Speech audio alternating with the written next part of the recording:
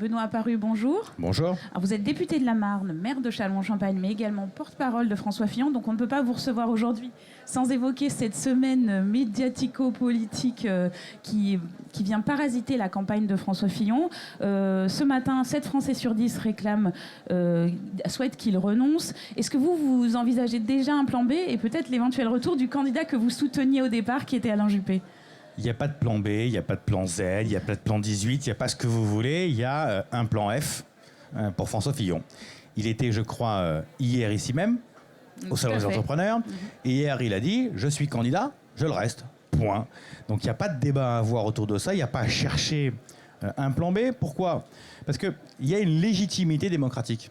Cette légitimité sort des urnes, sort d'une primaire où 4,4 millions de Français se sont déplacés, ont voté et ont désigné François Fillon. Il a par là créé un lien particulier avec les Français. Seul lui peut décider, mais personne d'autre. Cette légitimité démocratique, elle s'effrite quand même. J'entends bien, mais ce que je veux passer comme message par là, c'est qu'il n'y a que lui qui peut décider, évidemment, à un moment ou à un autre, de rompre ce fil-là. Qu'a-t-il demandé aux parlementaires hier ? De le soutenir en bloc, massivement, sans flageller, pendant 15 jours. Pourquoi 15 jours ? Parce qu'il est convaincu que dans les 15 jours qui viennent, l'enquête aura suffisamment bien avancé pour démontrer son innocence. Et donc, à partir de là, il en tirera toutes les conséquences. Donc, restons en bloc, soyons un peu forts, ayons un peu de courage, arrêtons cette espèce de bougisme permanent de tout changer en 3 minutes parce qu'il y a des vents très forts. Il y a un moment, il faut tenir un cap quand c'est compliqué. Et puis le capitaine, il prend ses décisions en son âme et conscience. Et le jour où il prendra ses décisions, on suivra. Très bien. Alors le capitaine, pendant ce temps, continue de travailler. Dans son programme, il y a des propositions spécifiques pour les entrepreneurs. Qu'est-ce que vous êtes venu porter comme message ici aujourd'hui ? Alors, je ne suis pas venu porter ce message-là en l'occurrence, mais plutôt le message de ma collectivité locale, Châlons-en-Champagne Agglomération. Quel est... pour revenir quand même à votre question, peut-être... Avant de revenir sur Châlons. Avant de revenir sur Châlons. 2 éléments importants, me semble-t-il.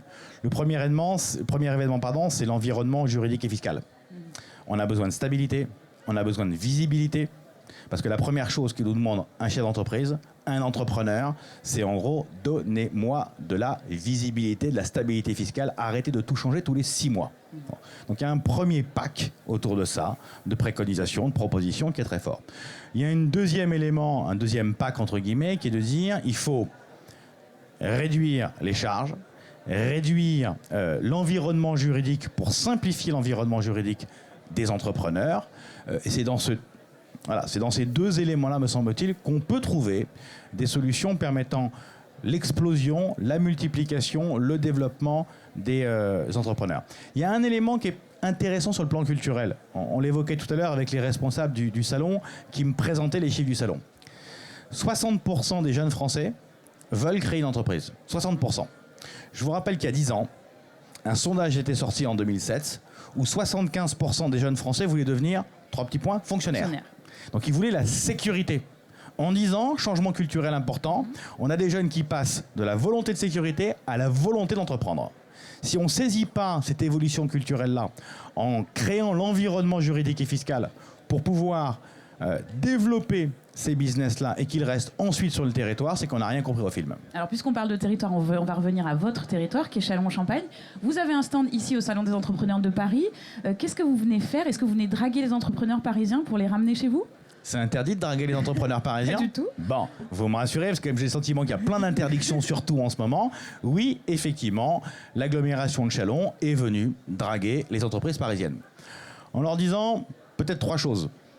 1, vous avez un environnement fiscal absolument unique en France. Nous avons, sur le territoire chalonnais, un dumping fiscal considérable. Il n'y a pas de charge pour les salaires jusqu'à 1,4 SMIC et dégressif de 1,4 à 2,4. 0 charge. Il n'y a pas de taxes locales. CVAE, CFE, taxes foncières, etc. Exonération pendant 5 ans. Et il n'y a pas d'impôt société pendant 5 ans. Donc vous avez, au niveau des charges patronales, au niveau des taxes dites locales et des taxes nationales, 0 fiscalité pendant 5 ans. Voilà un premier atout considérable effectivement pour le territoire, parce qu'il a subi des difficultés, l'État a souhaité compenser les difficultés. Ça, comment, justement ça c'est l'État qui se débrouille entre guillemets, puisque ce sont des charges qui sont compensées par l'État, des exonérations fiscales données par l'État, mais il y a zéro fiscalité. Pour démarrer une entreprise, quand vous arrivez en vous disant « je sais que je n'aurai pas de questions fiscales », c'est déjà un atout considérable.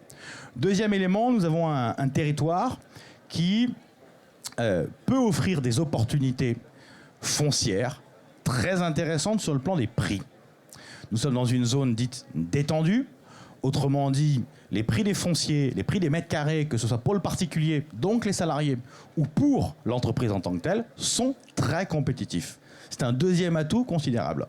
Enfin, troisième atout, vous avez un territoire, la ville de Châlons-en-Champagne, l'agglomération de Châlons-en-Champagne, qui est un territoire qui tourne autour de 100 000 habitants, un tout petit peu moins, mais qui a, entre guillemets, si vous me passez l'expression, tout d'une grande, sur le plan des équipements culturels, sportifs, qui permettent à une entreprise, effectivement, d'avoir un épanouissement, notamment pour ses salariés, et à un entrepreneur d'avoir tout l'environnement culturel, sportif, scolaire, lui y compris d'enseignement supérieur, lui permettant effectivement de développer sa boîte dans un environnement social particulièrement fort et pertinent pour lui. D'accord, c'est quoi votre objectif? Vous voulez attirer combien d'entreprises, à quel terme?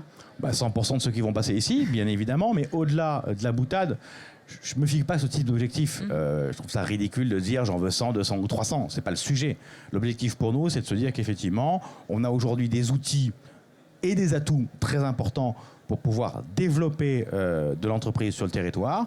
On a évidemment ciblé des thématiques très précises, parce qu'il ne s'agit pas de partir tous azimuts, sinon ça ne marche pas. Pour effectivement, par exemple, on essaie de travailler beaucoup sur la question des smart agriculture, l'agriculture dite intelligente. On a un travail autour évidemment des recyclages de déchets du BTP, où on sait qu'il y a un business en devenir. On a un travail qui se fait autour du développement de l'enseignement supérieur, qui est aussi une activité en tant que telle, qui est très fortement portée par le territoire. Nous sommes un territoire où nous avons en logistique, parce que nous sommes un carrefour très intéressant sur le plan des nœuds autoroutiers, des nœuds ferroviaires et aéroportuaires, particulièrement pertinent pour développer de la logistique. Donc on a un certain nombre de secteurs d'activité dans lesquels on peut se développer et dans lesquels on a, je crois, des atouts à proposer aux entrepreneurs qui viennent ici aujourd'hui. Très bien, rendez-vous sur le stand de Châlons alors. Merci beaucoup. Merci à vous.